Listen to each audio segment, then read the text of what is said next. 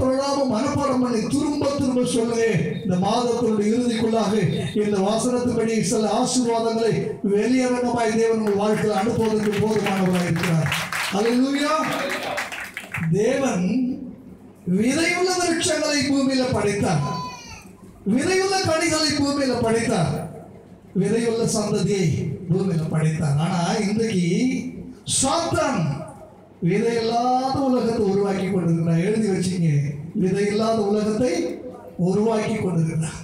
எதை எடுத்தாலும் சீட்லெஸ். நீங்க கொஞ்சம் சத்தத்தை வாசல்ல கவனிச்சீங்கன்னா, இடையில ஒரு சத்தம் வாசல்ல கவனிச்சேன். சீட்லெஸ் சீட்லெஸ் சீட்லெஸ், மாதுளை மாதுளை மாதுளை, சீட்லெஸ் மாதுளை.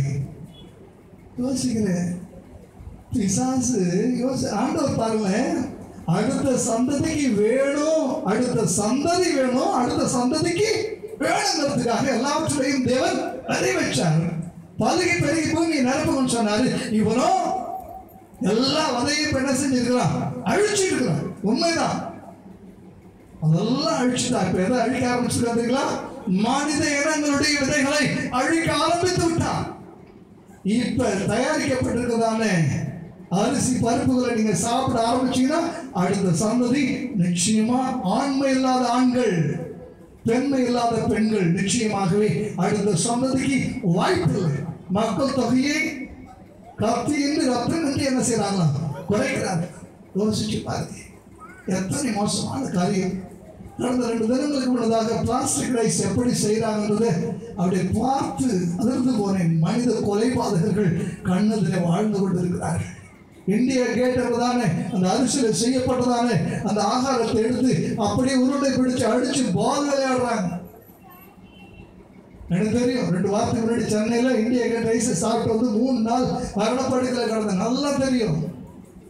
இன்றைக்கு எல்லா விதத்திலையும் தவறான காரியங்கள். பிளாஸ்டிக் மொட்டையா, பிளாஸ்டிக் ரைஸா, அதே போல சீட்லெஸ் பழங்கள், விதவிதமான ரசாயன உணவுகள், ரசாயன கலப்படம் உள்ள மசாலாக்கள். மசாலாலாம் ஒரு காலத்தில் மிளகாத்தூள் தான், மிளகாய் தான் செய்ய முடியும், கொண்டு வர முடியும். இன்னைக்கு அப்படி கிடையாது. மிளகாத்தூளை போல வேற ஒன்று என்ன செய்யறாங்க? ரசாயன கலப்படம் உள்ளதை கொண்டு வராங்க. ரொம்ப ஜாக்கிரதை தேவனுடைய பிள்ளைகளே.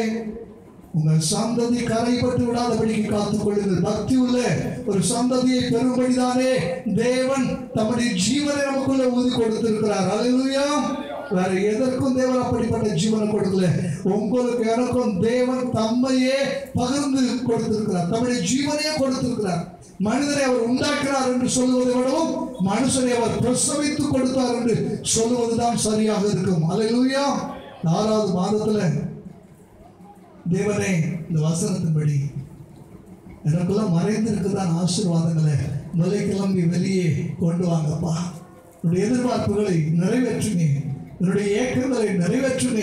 இதுவரைக்கும் கண்களால காணாம விசுவாசத்தோடு ஸ்தோத்திரம் பண்ணி கொடுத்தேன். இப்பொழுது கண்கள்ல இருக்குது, என் கையில இருக்குன்னு சொல்லத்தக்கதான சில ஆசீர்வாதங்களை நிதர்சனமாக நான் பார்க்கத்தக்கதாக என்னுடைய வார்த்தைகளை என்னுடைய வாழ்க்கையில நிறைவேற்றுவாண்டவரே என்று சொல்லி நாம் என்ன செய்யணும்? கேட்கணும். அல்லேலூயா. கவனிச்சு பாருங்க, பிள்ளைகளுடைய காரியங்கள் இனி வரக்கூடிய காலத்தில் ரொம்ப மோசமாக இருக்கும். அடுத்த சந்ததி, ஏற்கனவே நான் சொல்லும்போது சொன்னேன், ஒரு காலத்தில் கோழி இருந்துச்சுங்க. எங்கள் ஊரில் விருந்தாடி வராங்கன்னா நாங்கள் விடிய காலில் என்ன செய்வோம்? கோழியை திறந்து விட மாட்டோம், மூடி வச்சுருவோம். விடிய காலில் தான் திறந்து விட்ட பிற்பாடு விருந்தாடி வராங்கன்னா எதையாவது ஒரு கோழியை பிடிச்சி துரத்தி அதை அடிக்கிறதுக்குள்ளே நாங்கள் படாத பாடு என்ன செய்யணும்? கிராமங்களில் போடணும். அது அவ்வளோ. ஆனால் இன்னைக்கு உள்ள கோழியை நீங்கள் தேடி போக வேண்டிய அவசியமே இல்லை. விட்டாலும் எங்கே தான் இருக்கும்? விட்டாலும் விட்ட இடத்துல தான் இருக்கும். நகரே நகராது. பிராய்லர்னு பேர்.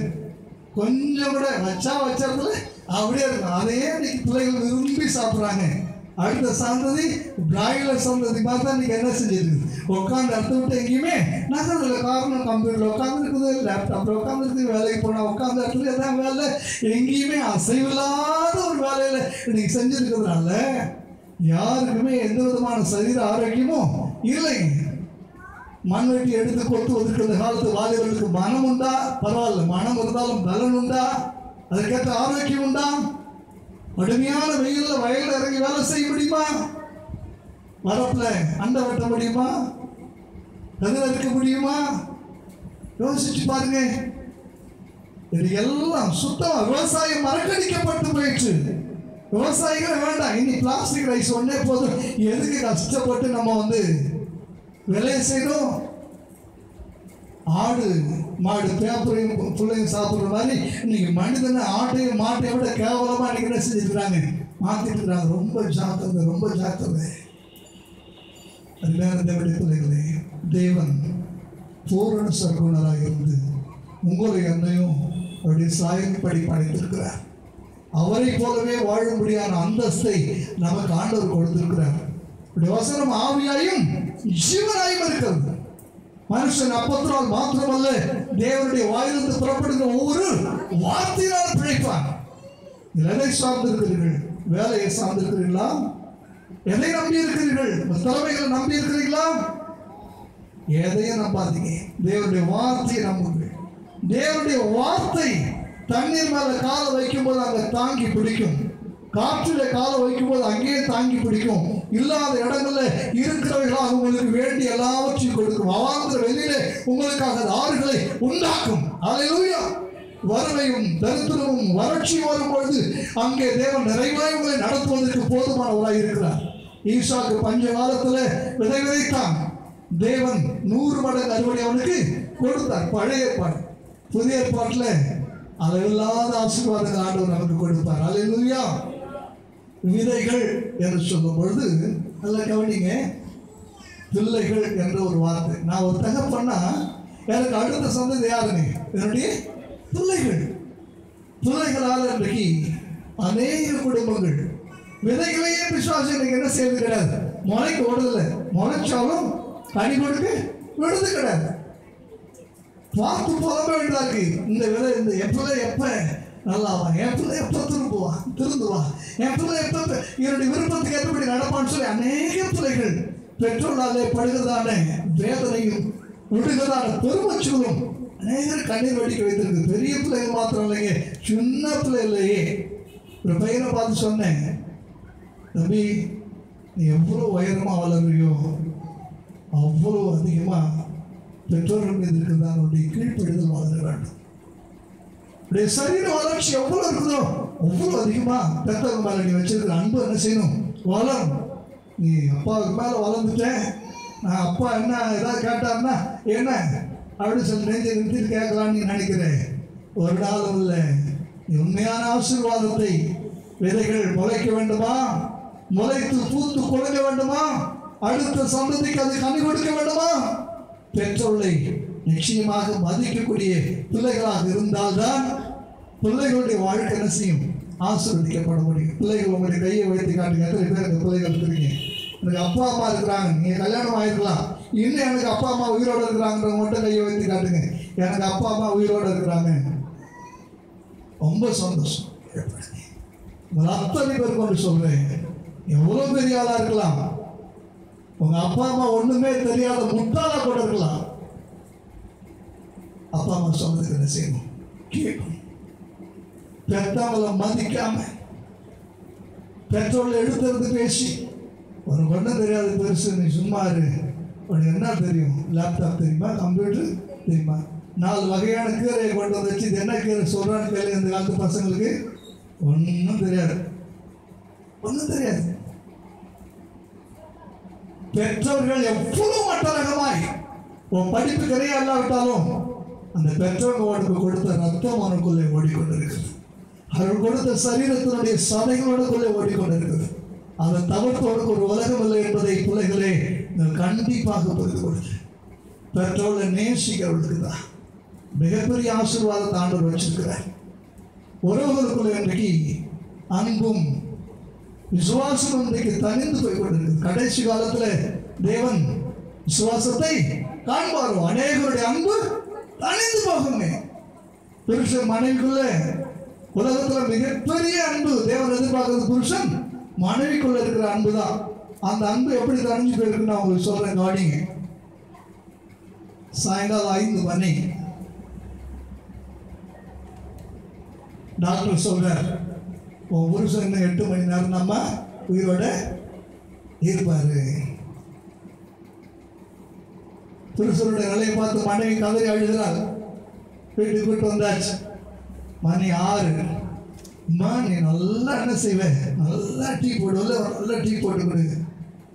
அடுத்து 1 மணி நேரம் ஆச்சு. எல்லாம் மீன் வறுவல் பண்ணி மீன் கழுவோம், கையால் நான் சாப்பிடணும் நல்லா. அடுத்து நல்ல சூப்பு செய்வேன். இப்படியே எல்லாம் மணி 10 ஆயிடுச்சு. பொண்டாட்டி புரிச்சு எழுப்புறான். ஏன்னா இன்னும் இருக்க போகிறது ஒரு சில மணி நேரம். எழுப்புறான், சும்மா போடுங்க, உங்களுக்கு காலையில் எழுந்துருக்கிற வேலை கூட கிடையாது. எனக்கு காலைல ஐயருக்கு சொல்லணும், அந்த சுடுகாட்டுக்கு புக் போடணும், சொந்தக்காரங்களுக்குலாம் சொல்லி விடணும், ஏகப்பட்ட வேலை இருக்குது. எத்தனை வேலை, உங்களுக்கு காலையில் எழுந்துருக்கிற வேலை கூட இல்லை. சும்மா நீங்கள் என்ன செய்யுங்க, பாடுங்க. யார் சொல்கிறா? இதுதாங்க உலகம், இதுதான் உலகம். பிரியமான தேவனுடைய பிள்ளைகளே, கடைசி காலத்தில் வாழ்ந்து இருக்கிறோம். அனைவருடைய அன்பு தான் இருப்போம். இன்னொரு மனைவியை குறித்து நான் உங்களுக்கு சொல்ல வேண்டும். ஒரு மனோதத்துவ வகுப்பு, சைக்காலஜி வகுப்பு நடக்குது. நூற்றுக்கணக்கானவர்கள் இருக்கிறார்கள். நடத்தி கொண்டதுதான் ஆசிரியர் ஒரு சகோதரி அழைத்தார். ஒரு சகோதரி அழைத்து, உனக்கு பிடித்தமான, உனக்கு இந்த உலகத்திலேயே மிகவும் பிடித்ததான ஒரு 30 நபருடைய பெயர்களை எழுது என்று சொல்லி சொன்ன உடனே அந்த சகோதரி 30 பேர்களை வரிசையாக எழுதுகிறார். இப்போ அவர் சொல்லுகிறார், இதில் ஒரு 5 பேரை நீ என்ன செஞ்சிருக்க, ஒரு 5 பேர் உனக்கு முக்கியம் இல்லாதவங்கன்னு தெரியல, ஒரு 5 பேரை அழிச்சுன்னு சொன்னார். யோசிச்சு ஒரு 5 பேர் அழிச்சா. திரும்பவும் அதே சொன்னார், திரும்பவும் அதே சொன்னார், திரும்பவும் அதே சொன்னார். கடைசியில் இப்போ எத்தனை பேர் மிஞ்சிருக்கிறாங்க?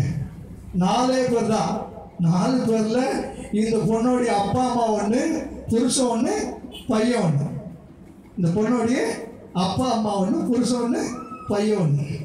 அப்பா முடிஞ்சது அப்படின்னு சொல்லி நிற்கும் போது திரும்பவும் அந்த சகோதரி அழைச்சி, இதில்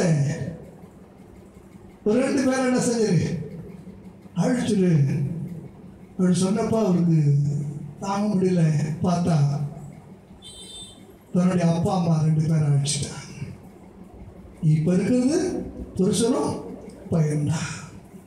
திரும்பவும் கூப்பிட்டார், வாம்மா, இதில் இருக்கிற 2 பேர் ஒருத்தர் என்ன செஞ்சிரு, அழிச்சிரு என்று சொன்ன உடனே நடுங்குகிற கைகளாலே தன்னுடைய மகனுடைய பெயரை அழித்தவளாய் ஓ என்று சொல்லி கதறிக்கொண்டே போய் தன்னுடைய இருக்கிற அமர்ந்து விட்டார். நூற்றுக்கணக்கான மாணவர்களுக்கு மத்தியில் நிசப்தம். எல்லாரும் ஏன் அந்த சகோதரி இப்படி செய்தார் என்று சொல்லி அப்படியே பார்த்துட்டுறார். கடைசியாக அந்த சகோதரி திரும்பவும் அழைக்கப்பட்டார். எப்படி நீ மகனை அழித்தாய், உங்கள் அப்பா அம்மாவுடைய பெயரை எப்படி அழித்தாய் என்று சொல்லி கேட்கும்போது அவர் சொன்னார், இல்லைங்க, எங்கள் அப்பா அம்மா ஒருவேளை நான் சாகிறதுக்கு முன்னாடி அவங்க வயசாகி செத்துடலாம். என் பையன் படித்து முடிச்சுட்டு வேலை நிமித்தமாக அவன் துணிஞ்சு எங்கேயாவது வெளியூருக்கு என்ன செஞ்சிடலாம் போகலாம். என்னைக்கு இருந்தாலும்